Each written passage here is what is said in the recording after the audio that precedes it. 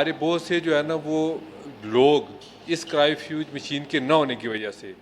यहाँ से रावलपिंडी और मुख्तलिफ हॉस्पिटल्स में चले जाते थे। अल्हम्दुलिल्लाह हमने डिस्ट्रिक्ट हेडक्वार्टर हॉस्पिटल कोटली में इसी में चल सकता है कि उसका लिवर काम नहीं करता, एकदम पेशेंट के विदिन टाइम विदिन मिनट्स उसको चाहिए होते हैं, तो हमें एफएफटीज उसी वक्त ऑन द स्पॉट चाहिए होता है, वरना। बिस्मिल्लाहिर्रहमानिर्रहीम, लाखों करोड़ों दुरूद सलाम हज़रत मोहम्मद सल्लल्लाहु अलैहि वसल्लम और उनकी आल पर। अस्सलाम नाज़रीन, आप देख रहे हैं एजे के न्यूज़ और सरेआम न्यूज़ में। आपका मेज़बान विजदान यूसुफ जंगियाल। नाज़रीन, इस वक्त मैं किसी जिम में मौजूद नहीं हूँ, बल्कि DHKU अस्पताल कोटली में एक जिम बनाया गया है जो मरीज़ों के लिए बनाया गया है। इसमें मेरे साथ MS DHKU डॉक्टर नसरुल्लाह मौजूद हैं। इनसे पूछेंगे कि ये ख्याल ज़हन में कैसे आया, और इस जिम के हवाले से मैं आपको बताता चलूँ कि ये आज़ाद कश्मीर के वाहिद DHKU में पहला जिम है जो डॉक्टर नसरुल्लाह ने अपनी काफियों से इस जिम को बनाया, मरीज़ों के लिए बनाया। इनसे पूछेंगे ख्याल ज़हन में कैसे आया, किन इकसाम के मरीज़ों के लिए बनाया गया। MS साहब, पहले तो ये बताएं कि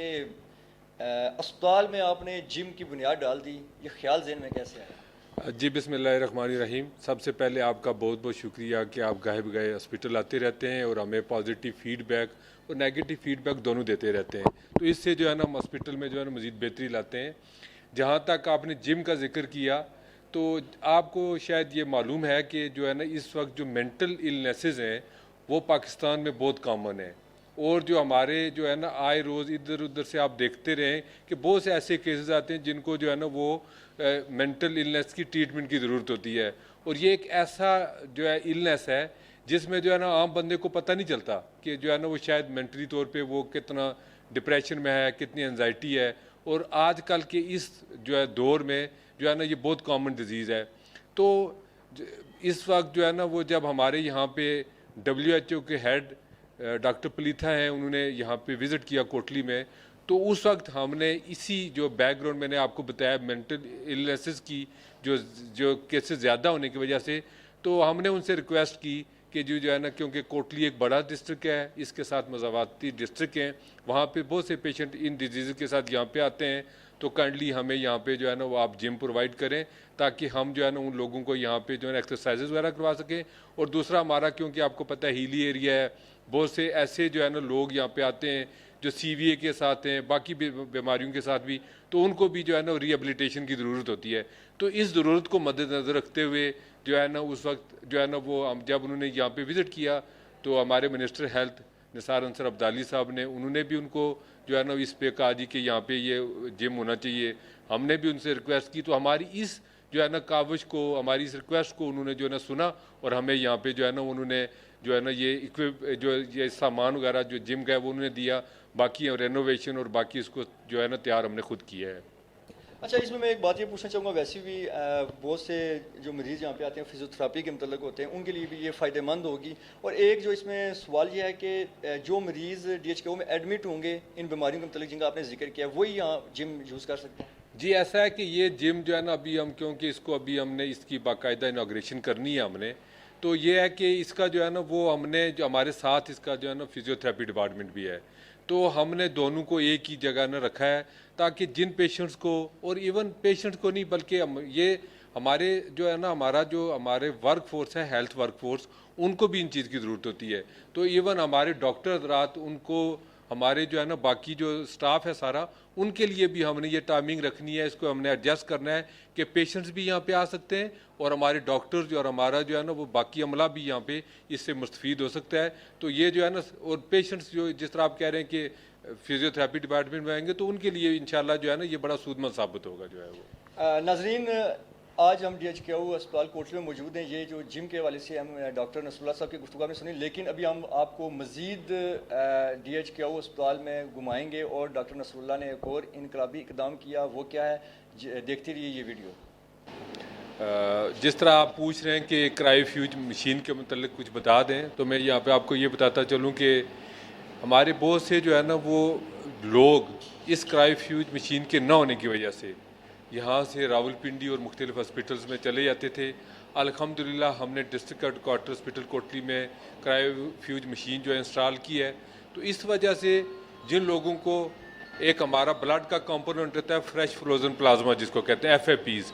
वो बहुत सी ऐसी डिजीज़ में लोगों को चाहिए होता है, जिस तरह लीवर की डिजीज़ हैं या और बहुत सी क्रॉनिक डिजीज़ हैं जिसमें जो है ना वो प्रेगनेंसी में और बहुत से ऐसी जो है ना उसमें डिजीज़ में जिसमें जो है ना वो